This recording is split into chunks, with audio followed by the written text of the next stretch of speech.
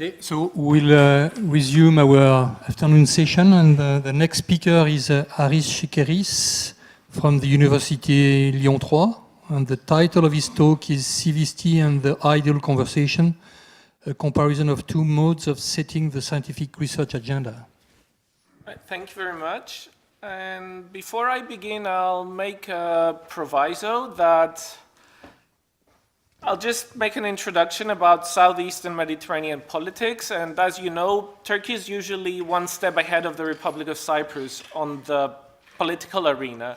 So a lot of what I've said, Çağlar has addressed it in a more sophisticated way. So what I'll try to do now is I'll wave my hands around and try to convince you that Çağlar is wrong.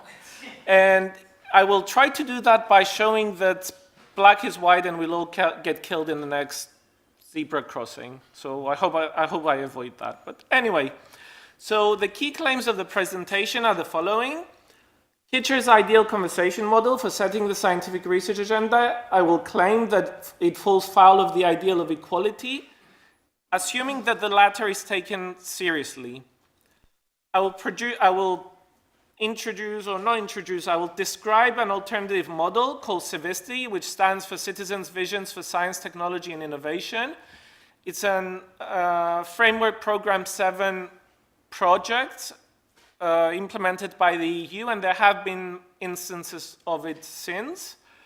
However, I will treat it as an ideal. I rushed to make that clear, so I won't stick only to the practice. So I will claim that this model is an alternative that fares better on this front, on the front of equality. And then finally, I will claim that there is a tension between quality and equality in any ideal for the democratization of the setting of the scientific research agenda. This tension is reminiscent of Plato's age-old objections to the instrumental value of democracy. So again, I'm going back to national categories, claiming that I'm sort of a Greek, so I'll go back to Plato. So here's the presentation plan. By way of introduction, I will introduce my ideal of equality. I will then move on to Kitcher's ideal conversation, which I will assume most of you will be familiar with, so I will not describe it, but I will lay down two key characteristics which I judge pertinent to my argumentation. I will then describe CIVISTI. I will present it and present the process as perhaps many fewer of you apart from the project team and maybe David know about it. And then I will compare the two, the CIVISTI and the ideal conversation. I will identify my underlying tension between quality and equality, and then finally I'll just conclude and expose how this returns us to Plato. So I will push on with the introduction. Here's an ideal of equality. And it's the same ideal that I take to be expressed, or more or less the same ideal that I take to be expressed in the two quotations. I'll read the first one because I tried to leave things out, but I couldn't. So I'll just read it out, and that's why it's all in bold. So all members of society are equally entitled to be taken into account in defining what our society is. And they're also equally entitled to participate in determining what it will become in the future. This is in an essay called The Difficulty of Tolerance, and you can imagine perhaps how difficult it is.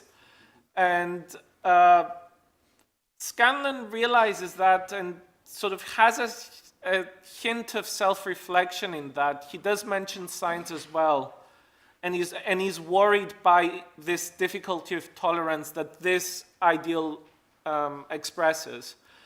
The second quote is from Jacques Rancière, which is, as I read last night in one of the introductions of his books, is like one of the foremost thinkers of the continental tradition, which sort of translates to unknown, largely unknown outside France, basically. But you can take any of the two. So what Rancière says, and I claim that to be related, is that democracy is simply the power peculiar to those who have no more entitlements to govern than to submit. So again, the entitlement, there may be entitlements such as one having academic credentials, for example, or having richnesses. These are entitlements, but he identifies another one in Plato, which says it's the entitlement of those who have no entitlement to govern. And I also want to focus on the last part where he says, where he mentions the tyranny of the majorities or the stupidity of the great animal. You'll see how this might be pertinent in my criticisms of Kitcher. So Kitcher's ideal conversation, 2 key characteristics. Here's the first one. It's the cognitive condition of mutual engagement. And this reads as follows. In their deliberations, the participants do not rely on any false beliefs about the natural world. This is in The Ethical Project by Philip Kitcher, which is a larger exposition than Science in a Democratic Society that we have considered. They came out in the same year, and they're quite related.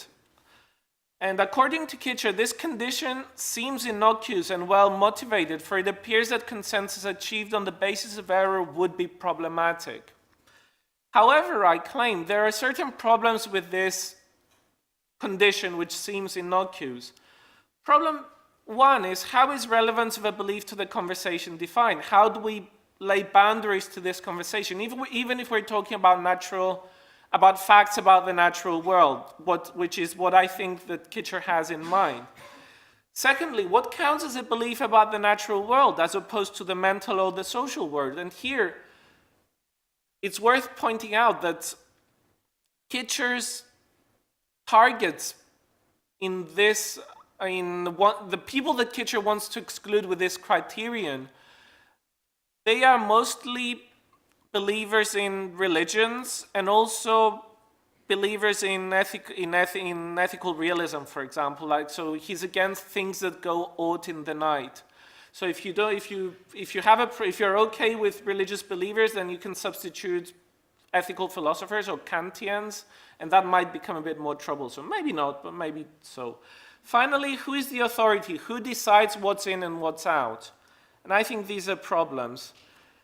So a second key characteristic of Kitcher's ideal conversation is, and this is where Chalar's presentation becomes relevant, is paternalistic and non-paternalistic forms of altruism. And I'll read this out, unfortunately. So reflecting on our ordinary notion of psychological altruism, framed as it is by the Ethical Project, you might say this. To be an altruist is to identify with the other person, and that is to take the person seriously as an agent, at least once he or she is mature. And I would like to hope that by mature Kitcher means over 18. I have some doubts there, but I would like to hope that he means over 18 simpliciter. So hence, if you think the person's wish is misguided, as unlikely to promote what he or she would want, were he or she to know more, those actual wishes are to be respected. Or you might say something different. To be an altruist is to care about the other's good, and that is not what the person actually and myopically wants, but rather what he or she would want, what he or she better situated to judge. So one should align one's desires with the person's interests, the person's wants, as they would be if he or she were aware of crucial facts. And that again is from the Ethical Project. So in the Ethical Project does not, in the discussion from which the excerpt comes from, he doesn't openly favor one over the other. However, in Science in a Democratic Society, I think he puts his cards on the tables, as these 2 following quotations will show. So he claims that many contemporary citizens live in societies in which there is a massive ignorance about all sorts of things that affect those citizens' projects. Indeed, public ignorance comes in grades, with plenty of people at the most extreme grades. Also, a second example, I'll just read the things in bold. The case of climate policy is one of the starkest instances of unidentified oppression, but widespread ignorance of important parts of public knowledge contributes to many gaps between the preferences citizens express and their most central interests. So according to me, Kitcher is being paternalist here. He's claiming that most people do not know their own good, and that he and some people like him perhaps are in a better position to judge about that. So I will move on to CIVISTI now, which, as I said before, it means the acronym means Citizens' Visions on Science, Technology, and Innovation. It was an EU 7th framework program project spearheaded by the Danish Board of Technology, and it had some other distinguished participants, like the Austrian Institute for Technology Assessment, and some partners from Finland, and I think it was 7 countries that participated in the original project. So I'll briefly describe the process. Small groups of lay citizens deliberate and prioritize a list of visions, and I will explain what visions are in a moment. The visions are used as the sole input for deliberation among experts and stakeholders who formulate scientific research agenda recommendations in a 2-day workshop. And again, I will show examples of both visions and of the recommendations in a bit. And the recommendations are finally returned to the citizens, and they are validated and prioritized by them, and also by, in later incarnations of the project, also by lay citizens on the internet. So it's a process of ranking and prioritizing. So here's a schematic example, a schema of the procedure. You can see that things start with the citizens. Citizens formulate visions. These are fed to the experts and stakeholders. They formulate their recommendations to the citizens, and then the validated output goes to the policy and research and development people and the economy. The last part with the policy, research and development and economy, it's there. It was probably because it was implemented. Perhaps as an ideal it would go out. Same as Kitcher takes away the state, the institutionalized background. That's out of the picture. We can probably take it out, but it would be in an idealization. I mean, nothing hinges for my purposes on that. So here are some examples of visions as registered by the CIVISTI project team. So these are from Austria, and there's the titles, and there are some and there are some descriptions underneath, like 3-line descriptions if you want to see. So individual and virtual education system, united Europe through real culture exchange, and so on and so on. I think, if I'm not mistaken, there were 69 visions formulated like that. Here are the some expert recommendations. Again, these are in a brief version, and there are longer versions and more specific versions of these recommendations. And there's the link with which vision they are linked to. That's stated as well, and what they're related, which vision they're related to. And finally, here's an example of the prioritization of the ranking by the citizens. I don't know if it's very visible. You can tell me if it's not visible. I can leave it a bit more. So this was the main, let's say, deliverable. There was a prioritization done by the experts as well, but this was for comparison purposes. They had significant differences, but also significant similarities. So pushing on to the key characteristics of CIVISTI, the first one is that there's light tutoring, which means there is a magazine with artist and entrepreneur input focused on helping to formulate visions. And this is in opposition to Kitcher's ideal conversation, where tutoring plays a significantly more beefed up role. Secondly, visions are defined simply as pictures or imaginations of a desirable future based on hopes and dreams, but also on concerns and fears in relation to problems or imagined threats. And these are from 2 participants, and these are from the preliminary content report. And finally, the approval by citizens is based on the criteria of faithfulness to the original visions, so faithfulness of the recommendations to the original visions, effectiveness of the recommendations, and the desirability of the whole package at the end. So here's a comparison of the two. The first point, I'm just saying that I treat both as ideals. So I don't treat CIVISTI, which is on the left side. I don't treat CIVISTI as what was practiced. I abstract from the ideal from it. Same, in order to put it at the same level as Kitcher's ideal. Secondly, CIVISTI deals with flesh and bone lay agents with false beliefs, whereas Kitcher's ideal has idealized deliberating lay agents which have no false beliefs about the natural world.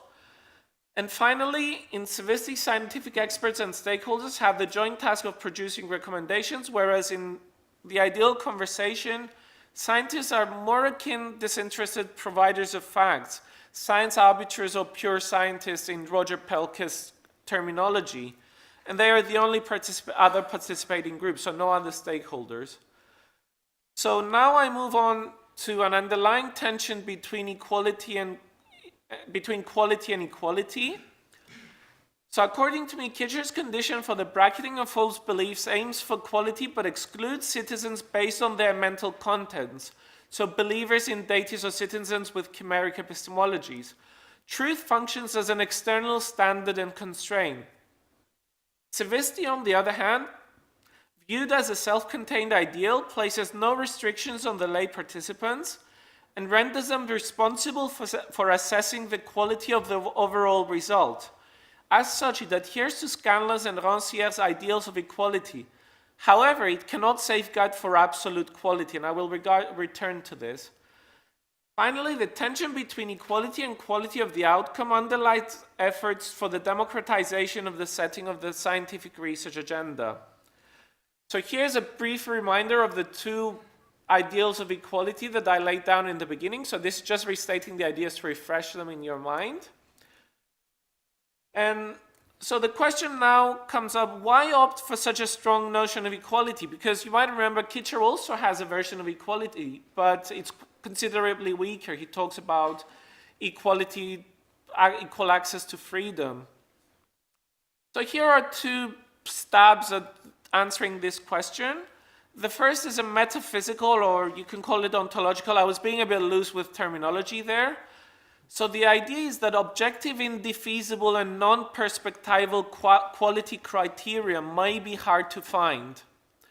So it might be hard to find criteria of quality, of truth, if you want, which are not subject to be revised, which are non-perspectival, so not judged from the perspective of one community, and so one community judging another community or another time slice of the same community, and objective as well.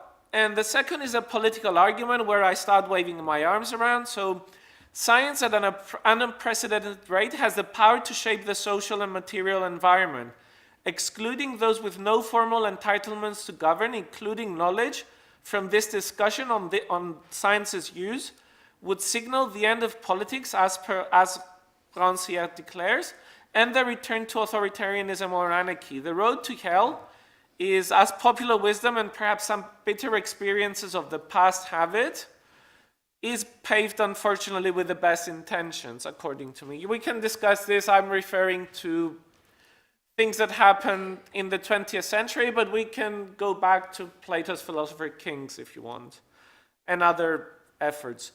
So, to conclude, Kitcher's criticisms of vulgar democracy and the requirement for the bracketing of true beliefs reflect Plato's criticisms of the instrumental value of democracy in the Republic. So, in other words, we're back to the question of whether Socrates the doctor ought to be persecuted by a pastry chef and judged by a jury of children. Kitcher would presumably answer no in the name of knowledge and maturity. However, my claim is that taking democracy seriously would, unfortunately maybe, as history has shown, require the answer to be yes. So thank you for listening. Thank you. Questions?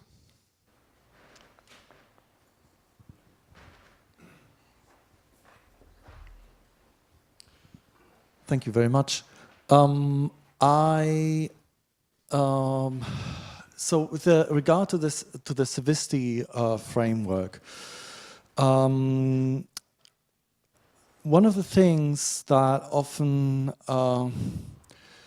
give me a headache when I think about such participation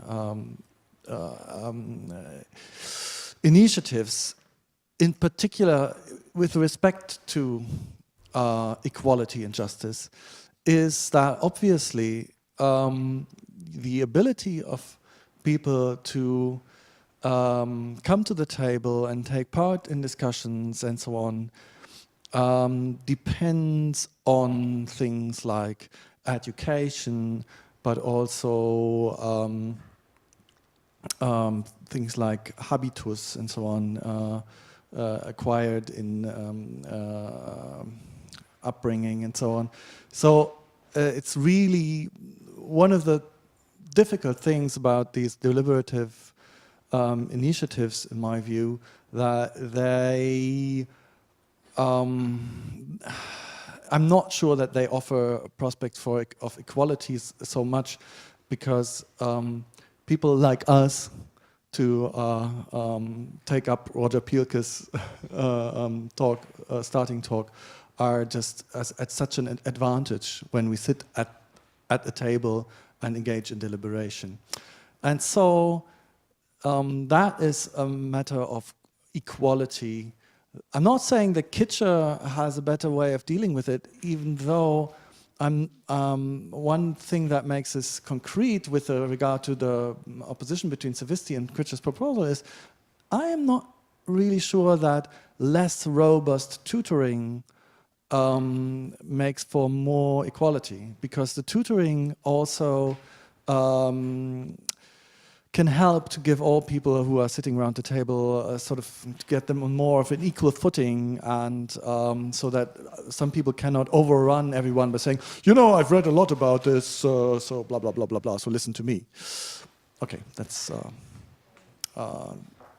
the question. Yeah. So if I may answer, I think there's two things going on there. For example, in your the last point that you said, like, you know, it seemed to me that it was like a dynamics of conversation, like I've read so-and-so, that it might be, you know, dominating a discussion. That, I don't think that it has much to do with epistemic footing. The second part is, with tutoring, it is my suspicion that Kitcher wants the tutoring to be, that tutoring the way Kitcher does it only puts forward a certain worldview. And that part of my, let's say, going back to tolerance, and it goes back to problems like with deep disagreement, for example, things that Capellan is talking about, or even that were present in roles where they were discussing this, but maybe they were not thinking about science, they were not problematizing science. But the idea is that I don't think, in my view, if somebody was to perform tutoring and wanted to be complete, there wouldn't be any need for it, because they would have to go out, for example, they would have to get theologians, for example, they would have to get nationalists, they would have to get everybody, every possible, like they would have to get, I don't know, geeks, for example, or gamers, or, you know, anybody at all. By making a choice, by saying that, no, tutoring has to be done by scientists, I think that is disrespecting equality. It's like already excluding certain people from the conversation and trying to opt for equality, for quality, sorry. So immediately excluding certain people from the conversation. It might not have come out as strong as I intended it, but I do intend quite a strong thesis of equality, as viewed in my choice of Scanlon mainly, not Rancière, which I propose to take that, like, I think that taking this seriously is a very strong statement, it's a very strong thesis, Scanlon's thesis. Yeah.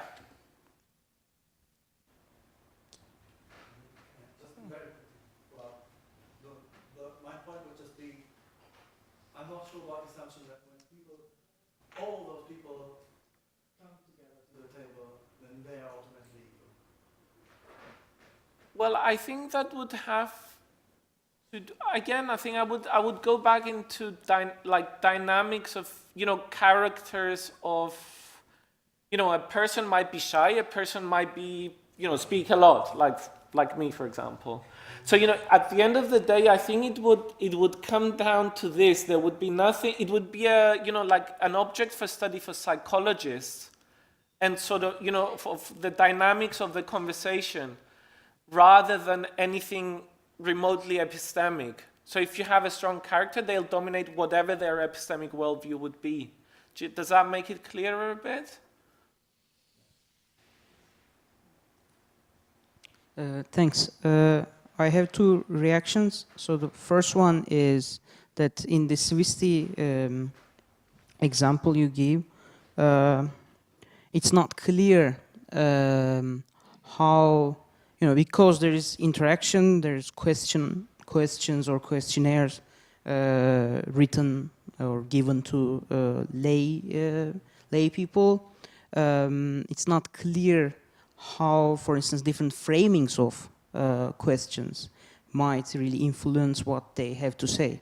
So there seems to be some sort of methodological thing that is missing there, that captures the sort of, you know, radical democratic procedure that you associate with CIVISTI.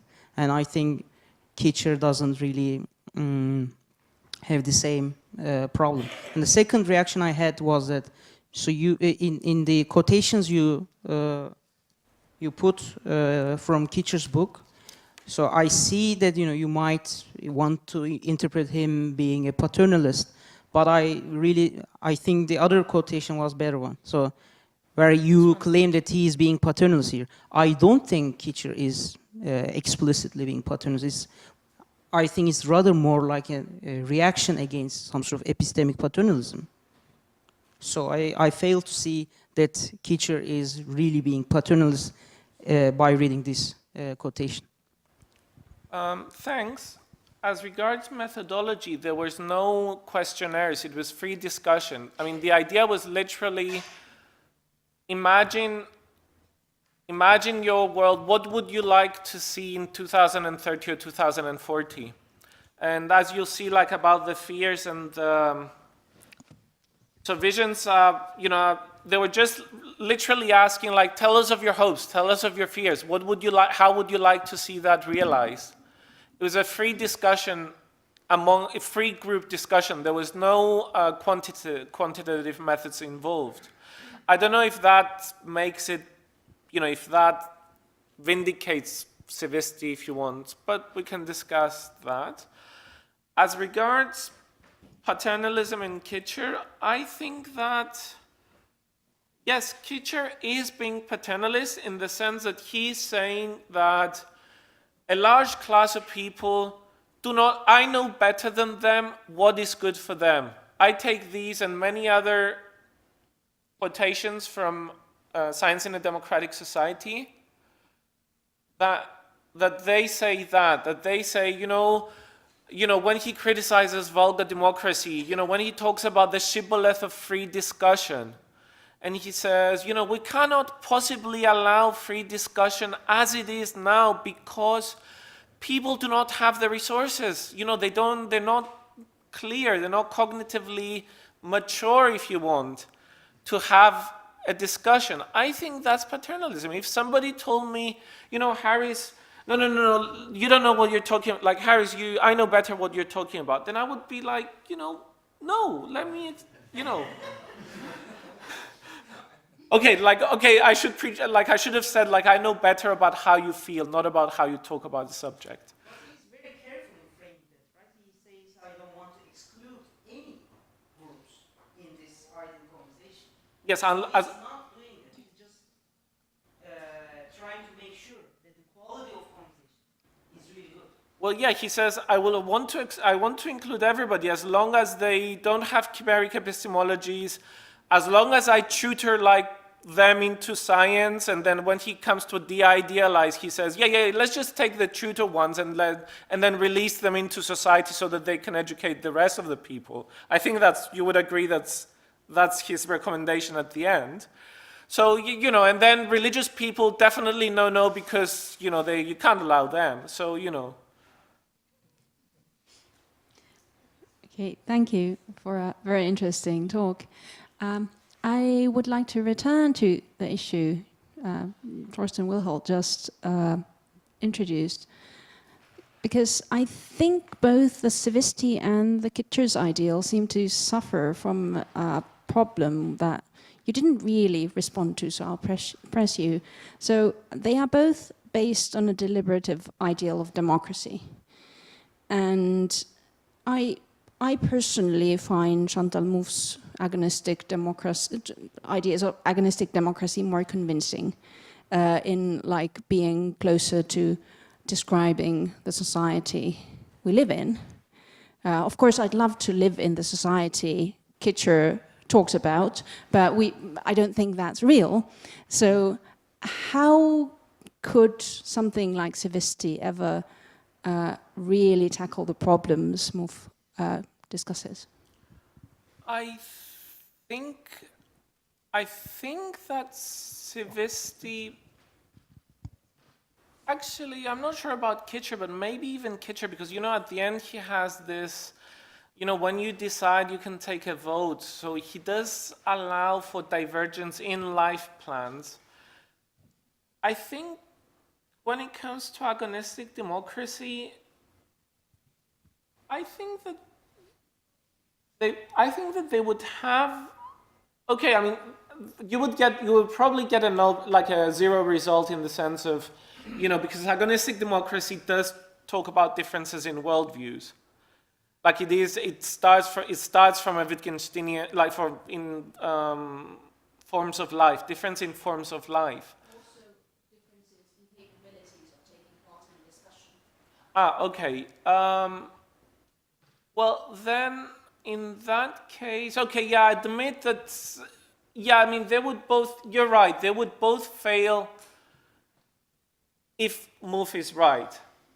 So they both get thrown out of the window if Mouffe is right.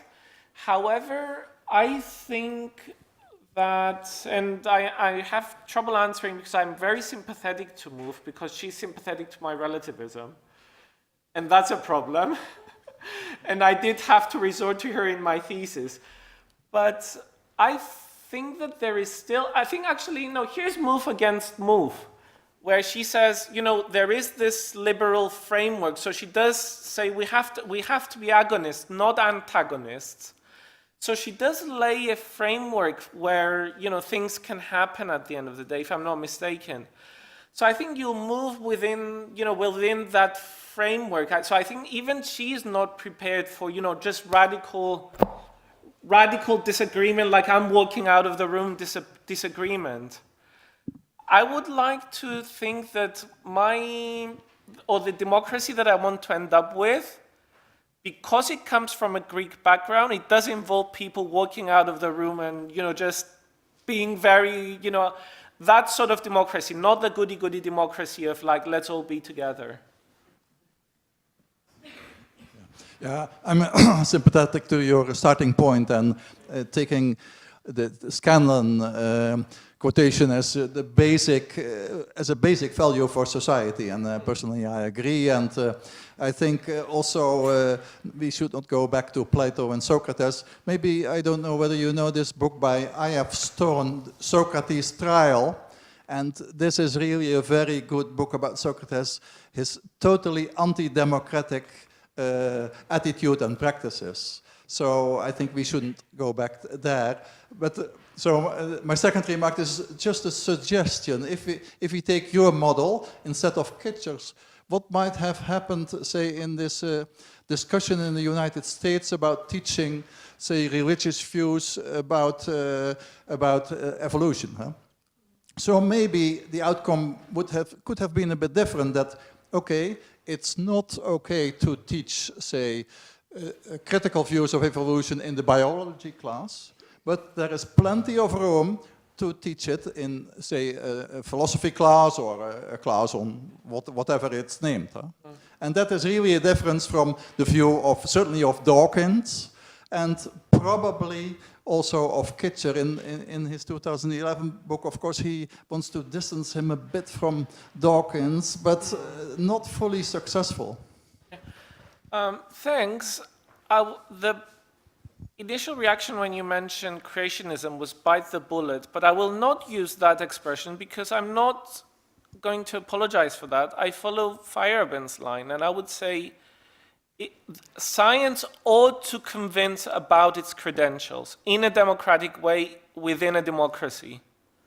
If science is something good, which probably is, I'm a relativist, so I'm sometimes critical about science. I don't know where, I know where I stand, but maybe not with most mainstream people. And whether I'm consistent, I don't know. But so I would say that yes, if in a democracy within the course of, or maybe even within the historical contingencies and the power asymmetries, a democracy decides in whatever flawed way that let's teach evolution and not, let's teach creationism as science, then I would say it's your decision. You teach that in your state and you see where that leads you. I mean, according to me, I'm a bit of a historicist as well. So in a way, I mean, there's nothing more than history. I'm not going to say that I favor science. I would agree with you that maybe creationism should be taught, and it can be taught, for example, in the Republic of Cyprus as part of religion, as in not discussing evolution, for example, or in the biology curriculum not discussing evolution because the church doesn't like it. But then I would say that that's purely down to historical contingencies. There's no, if you want, progress. There's no movement towards a better world, according to me. It's just a random walk, which might end up in a better world because of science, maybe instead of science, for whatever reason. That's very radical. I didn't mean creationism, but intelligent design, which Yeah. is quite a different animal.